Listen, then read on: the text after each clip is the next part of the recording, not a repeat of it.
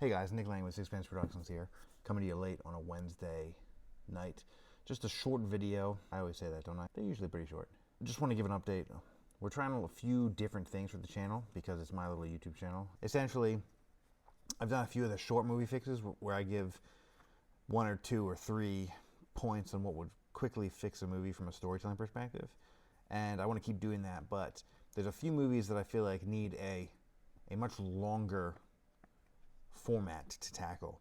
That there are so many good things in a lot of these movies, but also bad things that I would change, that it can't really be boiled down to three fixes. So I'm working on scripting a few longer videos, and we're going to give that a try. If they get any traction, we'll keep going. If not, I'll just do it for fun anyway, because this is what I do. Also working on some nonprofit projects, which is really fun. But tonight, I just had a kind of interesting thought, and I'm going to put it out onto the internet, because that's what people do. I've been going through old DVDs, getting rid of some movies, organizing things. Yeah, DVDs. Those were these things these discs you used to have to put into a device to watch movies. And I watched Fearless again for the first time in several years with the kids.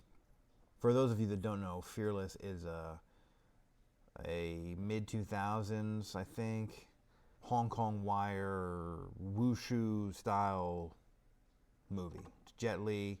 It's loosely based on a historical figure from Chinese history in the late 1800s and early 1900s.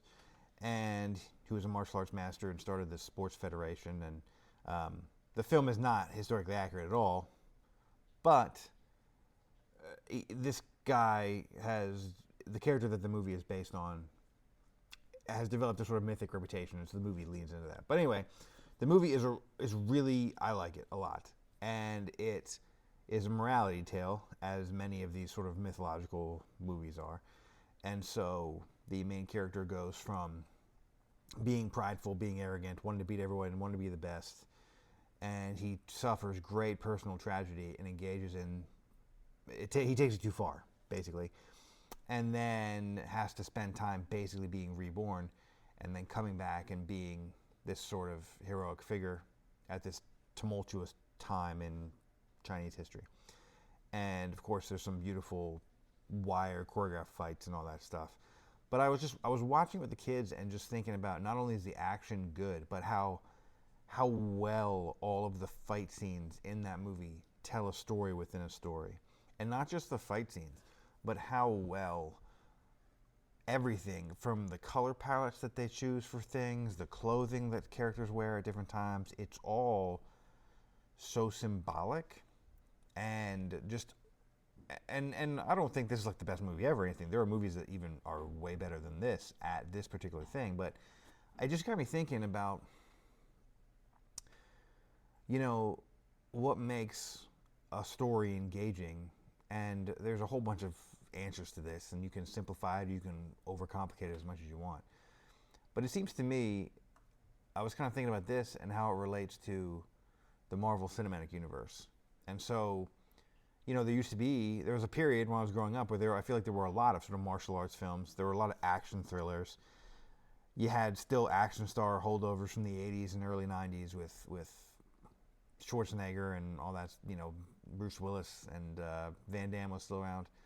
But they've all kind of congealed into superhero movies at some point. I'm not sure. I guess probably, by the time the first Avengers movie came out. And I really like those early Marvel movies. I don't have a problem necessarily with that. But they sort of took everything that these different genres of smaller budget movies were making and crammed it into these big budget superhero movies. And so, the new Captain America movie is getting ready to come out. And by all accounts, it's fine. They spent $220 million on the movie, not counting the budget for marketing. And the movie is just fine. And we really saw the death of a lot of these like more artistic even more artistic action films. And I started thinking, so what's something that really distinguishes, and the Marvel movies have really been on a downward spiral now, right? So like, what's something that really distinguishes the good ones from the bad ones. And I thought the good Marvel movies, or any good movie, poses ethical questions. Doesn't always answer them.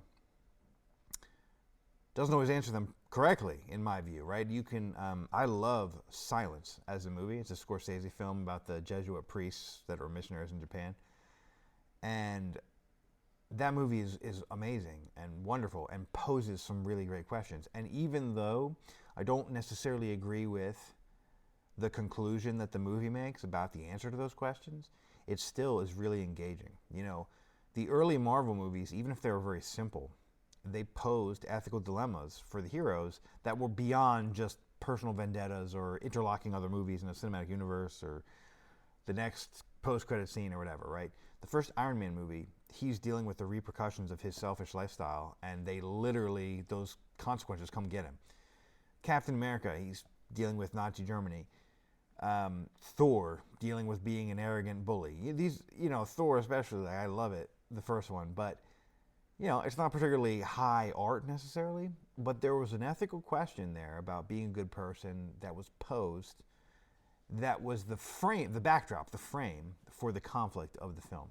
Captain America Winter Soldier does a phenomenal job at this, of posing the question of, you know, security over freedom, of how is an idealistic character going to deal with being in a changing scenario and culture that he's not really comfortable with. And it seems to me that if Marvel wants to take my advice, which I'm sure they do, they're just lining up to bang down the door and ask for improving their films.